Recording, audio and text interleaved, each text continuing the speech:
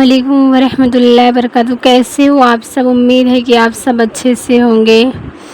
دیکھو، بہت لوگ ایسے ہیں جو حرام ریلیشن میں پڑھ کر اپنی آخرت برباد کرنے پہ تلے ہوتے ہیں، مگر میرے بھائی، حرام ریلیشن میں کچھ نہیں رکھا ہے۔ صرف آپ پریشان رہیں گے، بے سکونی رہیں گی، آپ کی زندگی سے تنگ لگے گی، بوجھ لگے گی، اس میں سکون نہیں ملے گا، آپ کو اطمینان ہرگز نہیں ملے گا۔ محبت کرنا اسلام میں، شریعت میں منع نہیں کیا گیا ہے۔ اگر آپ کو کوئی لڑکی جس کے اخلاق کی وجہ سے، جس کے اچھے رویوں کی وجہ سے، جس کے نیکیوں کی وجہ سے، جس کے ایجوکیشن کی وجہ سے، علم کی وجہ سے کوئی لڑکی آپ کو پسند آ جاتی ہے، یا پھر کوئی لڑکا آپ کو پسند آ جاتا ہے، تو محبت ہو جاتی ہے، تو اس کا مطلب یہ نہیں کہ شریعت میں محبت کرنا گناہ لکھا ہے۔ شریعت میں اجازت ہے محبت کرنا، لیکن کیسے کرنا؟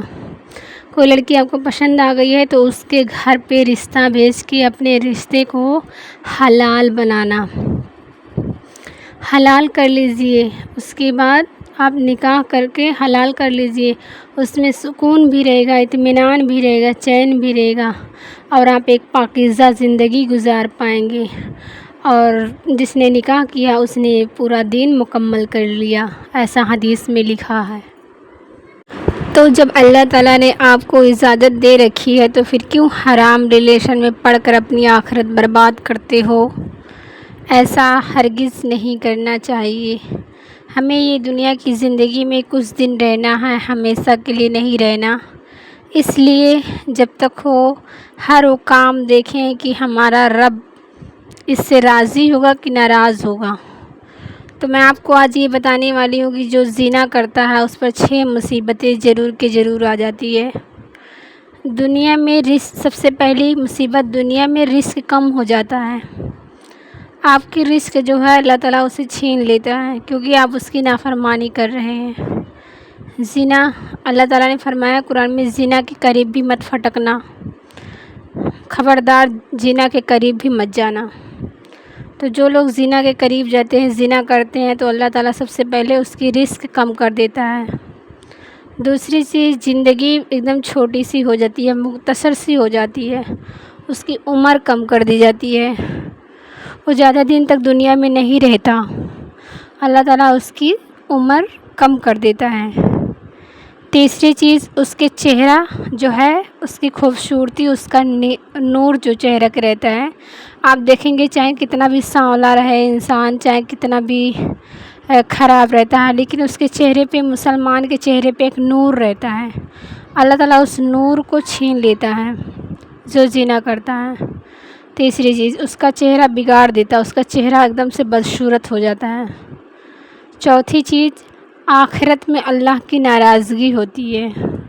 زنا کرتے کرتے آپ مر گئے تو اللہ تعالیٰ آپ سے خوش تھوڑی ہوگا، ناراض ہی ہوگا نا، کیونکہ آپ اس کی نافرمانی کر کے دنیا سے گئے۔ اگر آپ نے معافی مانگ لی، توبہ کر لی، تب تو آپ کا بیڑا پار ہے، نہیں تو اللہ تعالیٰ کی ناراضگی ہوگی آخرت میں۔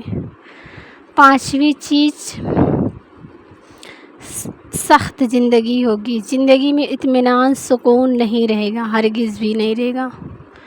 آپ کی زندگی میں نہ اطمینان، نہ سکون، نہ چین، بالکل بھی نہیں رہے گا، آپ پریشان رہو گے، گھبرائے رہو گے، ہمیشہ ٹینشن میں رہو گے۔ پانچویں چیز یہ رہے گی۔ چھٹی چیز، جہنم میں داخلہ ہونا ہے۔ آپ کو جو زنا کرتا ہے نا، یہ ہمیں جہنم کی طرف لے کر جاتا ہے، جہنم کا لے جانے کا سبب بنتا ہے، ذریعہ بنتا ہے۔